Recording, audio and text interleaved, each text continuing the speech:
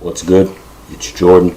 Today I'll be talking to you about the rise of anti-intellectualism.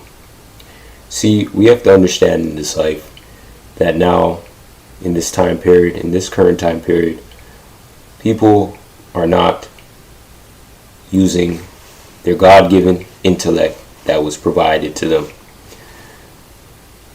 We have to understand in this life today, it is important that we understand that we are provided with gifts, and if we don't use these gifts, we eventually lose these gifts.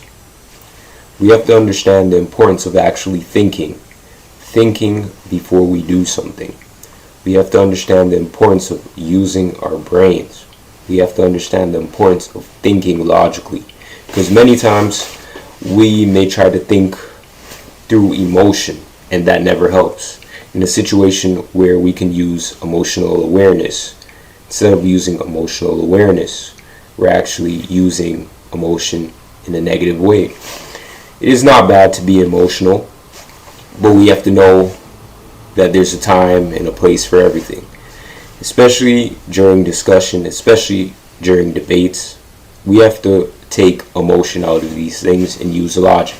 The best thing that we can do moving forward, and the best thing that we can do possible, is using logic in conversation, understanding how far logic can get us, using logic, doing the research, understanding the research, and having points behind the research that we have done. So when we have debates, so when we have discussion, our points are valid. See, when we decide that we do not want to use our God-given intellect and we want to just walk around as if we don't have it, then we lose it. Many times we have to make the conscious decision in our lives to use intellect, because if we don't, we can place ourselves in many scenarios and situations that we cannot get out of. We have to understand the importance of our lives, because in these days, now it has been more corrupt than ever, and I believe that it will get worse. So we have to be more strategic and smarter in our decisions. And that means when we make decisions, understanding that there's benefits from these decisions and there's consequences if we do not pay attention. We have to understand the importance of ourselves, our lives, and what we do in this life today. Every decision that we make can have a consequence if we do not make the right decision, if we do not think. We have to think before we make decisions in this life today. For example, you may be around a group of people, and as time moves on, as time goes by, you may see the negative ways in the group that you may be around. Now, when you decide to use discernment and you decide to use the gifts that God provides you, you can either decide to stay away from this group and lead yourself towards a group that is more for you, that God may provide, or you can decide to stay around this group that is negative. The decision is yours. But many of us, what we have failed to realize in the past is we can leave this group. But instead, we may want to be people pleasers and stay in this group because we may want to feel like we have it under control. And that is our issue. When we stay in these groups that we're not supposed to be aligned to and connected with, and then we may face negative repercussions due to staying around these groups. We have to have the foresight early to know what we're meant to be around and what we're not meant to be around. And with red flags, we can see what we're not meant to be around. But at the end of the day, sometimes a lot of us have to learn the hard lessons. And only a small few understand this early and are able to navigate and move away from the negativity. But others have to learn the hard lesson. So it's best that we understand the lessons early and the lessons first before it becomes something bad that can lead towards our destruction in this life. Because many people have destroyed their lives not understanding the power of the brain and not understanding or not being aware of their surroundings, so to speak. In this day and age, we have to understand everything, and we have to look at everything from a deeper perspective. There may be people who may see you try to look at things from a deeper perspective, and they may call you conspiracy theorists because you may think deeper than what meets the eye. Do not listen to those people. Those people are avoiding using their brains. They're avoiding using their mind. And when you avoid using your mind, what you're telling yourself is you're not capable of using your mind. You're not capable of thinking deeper. You're not capable of seeing life from a deeper angle and a deeper perspective. When you have a surface level perspective and a surface level thinking, you will never think further than what meets the eye if you live in that mind frame. And that's fine. Some people just want to live in that mind frame because they don't want to understand the deeper perspectives of the world. They don't want to actually think. They don't want to actually question what's going on in this world and in society. And that's fine for them. But for the actual thinkers, and the movers and shakers, we have to understand the importance of using our mind, the importance of thinking, the importance of actually conducting ourselves in the proper way, in the proper format.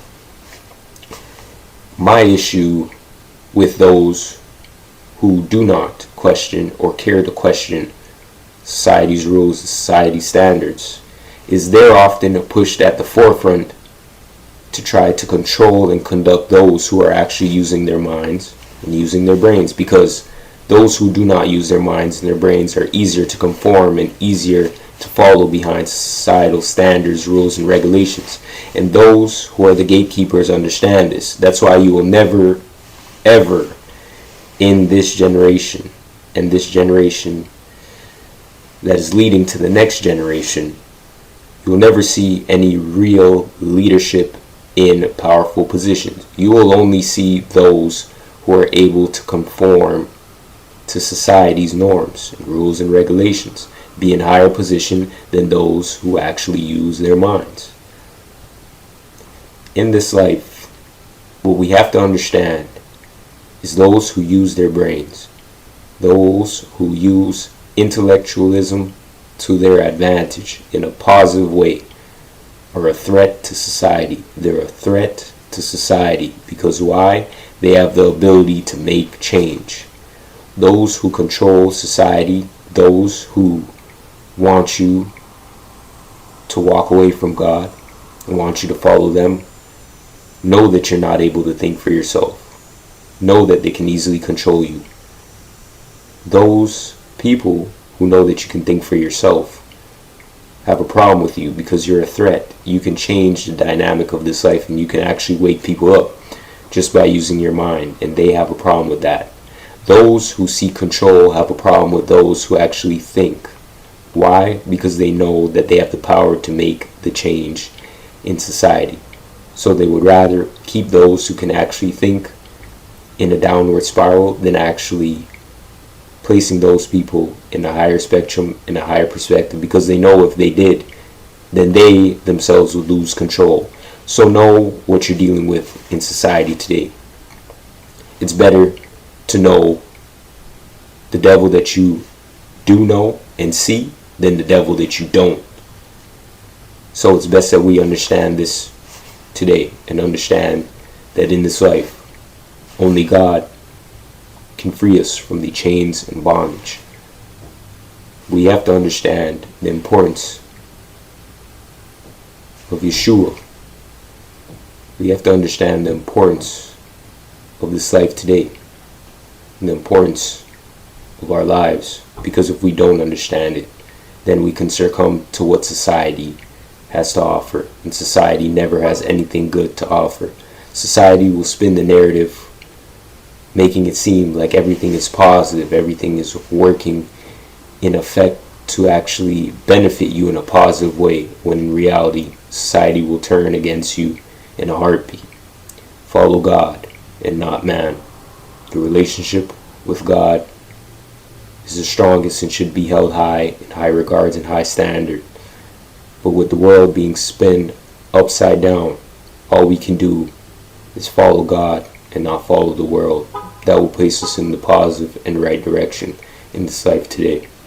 So today, I'll be leaving you with this scripture, and I hope that this scripture can help you in your daily personal lives today. Proverbs 1:7. The Proverbs of Solomon, son of David, king of Israel. To know wisdom and instruction, to understand words of insight, to receive instruction in wise dealing and righteousness, justice and equity. To give prudence to the simple, knowledge and discretion to the youth. Let the wise hear and increase in learning. And the one who understands obtain guidance, to understand a proverb and a saying, the words of the wise and their riddles. Understand in this life today that your life is important. Using your mind is important. Using common sense is important. Using logic is important. Think before you act. Think before you make decisions. Think. Just simply thinking and simply understanding, simply using logic to your advantage can help you in this life today. And never be afraid to call on God. God will provide you the knowledge, wisdom, and understanding and insight that you need to navigate society today, in this life today. I want to thank you for watching. Peace.